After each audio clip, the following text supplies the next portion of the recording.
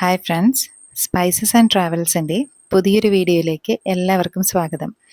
ഇന്ന് നമ്മൾ ചെയ്യുന്നത് നല്ലൊരു വടക്കൂട്ടുകറിയുടെ റെസിപ്പിയാണ്. എങ്ങനെയാണ് അത് ഉണ്ടാക്കുന്നതെന്ന് നോക്കാം. ഒരു പാൻ എടുക്കാം. അതൊന്ന് ചൂടായി വരുമ്പോഴേക്കും അതിലേക്ക് 1.5 ടേബിൾ സ്പൂണോളം ഓയിൽ ചേർത്ത് കൊടുക്കാവേ. ഓയിലൊന്ന് ചൂടായി കഴിഞ്ഞാൽ അതിലേക്ക് മീഡിയം സൈസിലുള്ള 2 സവാള കനം കുറച്ച് അരിഞ്ഞത് ചേർത്ത് കൊടുക്കാം. 1/2 ടീസ്പൂൺ ഉപ്പ് കൂടി ചേർത്തേച്ച് നന്നായിട്ട് ഇതൊന്ന് വഴറ്റിയെടുക്കണം. ഉള്ളി ഒന്ന് വാടി വന്നു കഴിഞ്ഞാൽ അതിലേക്ക് 1/2 ടീസ്പൂണോളം ഇഞ്ചി വെളുത്തുള്ളി പേസ്റ്റ് ചേർത്ത് കൊടുക്കാം.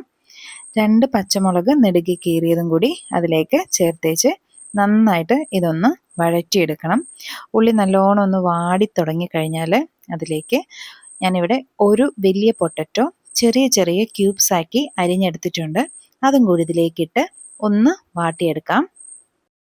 എല്ലാം കൂടി നന്നായിട്ടൊന്ന് മിക്സ് ചെയ്ത് വാടിക്കഴിയുമ്പോൾ അതിലേക്ക് 1/2 ടീസ്പൂണോളം മഞ്ഞൾപ്പൊടിയും 1.5 ടീസ്പൂണോളം മല്ലിപ്പൊടിയും 3/4 ടീസ്പൂണോളം മുളക് പൊടിയും ചേർത്ത് കൊടുക്കുന്നുണ്ട്. മുളക് പൊടി അത്യാവശ്യം എരിവുള്ളതായതുകൊണ്ടാണ് 3/4 സ്പൂൺ ചേർത്തത്. ഇനി ഇതിലേക്ക് തേങ്ങാപ്പാൽ ചേർത്ത് കൊടുക്കണം. ഇവിടെ 2-ാം പാലാണ് ഞാൻ എടുത്തിട്ടുള്ളത്. 1 കപ്പ് തേങ്ങാപ്പാൽ ഒഴിച്ചിട്ടുണ്ട്. ഒന്ന് ഇളക്കി കൊടുത്തേച്ച് നമുക്ക് ഉരുളക്കിഴങ്ങും ആ ഒരു സവാളയൊക്കെ ഈ ഒരു തേങ്ങാപ്പാലിൽ കിടന്ന് ഒന്ന് വെന്ത് കിട്ടണം. ഒന്ന് അടച്ചു വെച്ച് കുറച്ച് നേരം നമുക്കിതൊന്ന് വേവിച്ചെടുക്കാം. അപ്പോൾ നമ്മുടെ ഉരുളക്കിഴങ്ങൊക്കെ ഒന്ന് വെന്ത് വന്നിട്ടുണ്ട്. തവി വെച്ച് ഒന്ന് പ്രസ് ചെയ്ത് നോക്കുമ്പോൾ തന്നെ നമുക്ക് മനസ്സിലാവും പൊട്ടറ്റോ ഇങ്ങനെ 2ആയിട്ട് സ്പ്ലിറ്റായി പോകും. അപ്പോൾ വെന്ത് വന്നിട്ടുണ്ട്. ഇനി നമ്മൾ ഇതിലേക്ക് ചേർക്കുന്നത് വടയാണ്. ഉഴുന്നൊന്ന് 3-4 മണിക്കൂർ വെള്ളത്തിലിട്ട് കുതിർത്തിട്ട് അല്പം ഉപ്പും ചേർത്ത് മിക്സിയിൽ അരച്ച് എണ്ണയിൽ ചെറിയ ചെറിയ ബോൾസ് ആയിട്ട് വറുത്ത് കോരിയെടുത്തതാണ്. ഇനി നമുക്കിതിലേക്ക് തേങ്ങയുടെ 1-ാം പാല് ചേർത്ത് കൊടുക്കാം. 3/4 കപ്പോളം തേങ്ങാപ്പാൽ ഞാനിതിലേക്ക് ഒഴിച്ചു കൊടുക്കുന്നുണ്ട്. ഈ ഒരു തേങ്ങാപ്പാലിൽ കിടന്നിട്ട് നമ്മുടെ വടയൊക്കെ നന്നായിട്ടൊന്ന് കുതിർന്ന് കിട്ടണം. ചെറിയ തീയിലേക്ക് ഇട്ടേച്ച് മെല്ലെ ഒന്ന് തിളപ്പിച്ചെടുക്കാനേ പാടുള്ളൂ. അധികം വെട്ടി തിളപ്പിക്കരുത്. അല്പം കറിവേപ്പില കൂടി ഇട്ട് കൊടുക്കുന്നുണ്ട്. 1/2 ടീസ്പൂൺ ഗരം മസാലപ്പൊടിയും 1/2 ടീസ്പൂണോളം കുരുമുളക് പൊടിയും ഇതിലേക്ക് ചേർത്ത് കൊടുക്കുന്നുണ്ട്. ഇനി എല്ലാം കൂടി നന്നായിട്ടങ്ങ് മിക്സ് ചെയ്തിട്ട് ഒന്ന് തിളയ്ക്കാനായിട്ട് വെക്കണം. ഇനി നമുക്ക് ഇതൊന്ന് താളിച്ചൊഴിക്കണം. ഒരു പാൻ ചൂടാക്കി അതിലേക്ക് 1.5 ടേബിൾ സ്പൂണോളം വെളിച്ചെണ്ണ ചേർത്ത് കൊടുത്തിട്ടുണ്ട്. അതിലേക്ക് 1/2 ടീസ്പൂണോളം കടുകിട്ട് ഒന്ന് പൊട്ടിച്ചെടുക്കാം. കടുക് പൊട്ടി വന്നാൽ അതിലേക്ക് 2 വറ്റൽമുളക് ഒന്ന് പൊട്ടിച്ച് അതിലേക്ക് ഇട്ട് കൊടുക്കാം.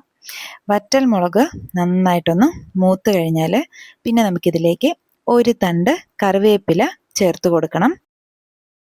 കറിവേപ്പില കൂടി ഒന്ന് മൂത്ത് കഴിഞ്ഞാൽ ഫ്ലെയിം ഓഫാക്കാം. ഓഫാക്കിയതിന് ശേഷം 1/4 ടീസ്പൂണോളം മുളക് പൊടി ഒന്ന് ഇട്ട് കൊടുക്കണം. ആ ഒരു താളിപ്പൊഴിക്കുമ്പോൾ നല്ലൊരു കളർ കിട്ടാൻ വേണ്ടിയിട്ടാണ് അല്പം മുളക് പൊടി ചേർത്തത്. ഇനി നമുക്ക് ആ താളിപ്പും കൂടി ഒഴിച്ചു കഴിഞ്ഞാൽ നമ്മുടെ വടക്കൂട്ടുകറി ഇവിടെ റെഡിയായി കിട്ടിയിട്ടുണ്ട്. സദ്യയിൽ എൻ്റെ ഒരു പേഴ്സണൽ ഫേവറേറ്റ് കൂടിയാണ് ഈ ഒരു വടക്കൂട്ടുകറി. വട ഉണ്ടാക്കാനായിട്ട് ബുദ്ധിമുട്ടുണ്ടെങ്കിൽ നമ്മുടെ കടയിൽ നിന്നൊക്കെ മേടിച്ച് ഉഴുന്നുവട ചെറുതായിട്ടൊന്ന് കട്ട് ചെയ്ത് ഞാൻ ഈ പറഞ്ഞ പോലെ ചേർത്താലും ഈ ഒരു സെയിം ടേസ്റ്റ് തന്നെ കിട്ടുവേ.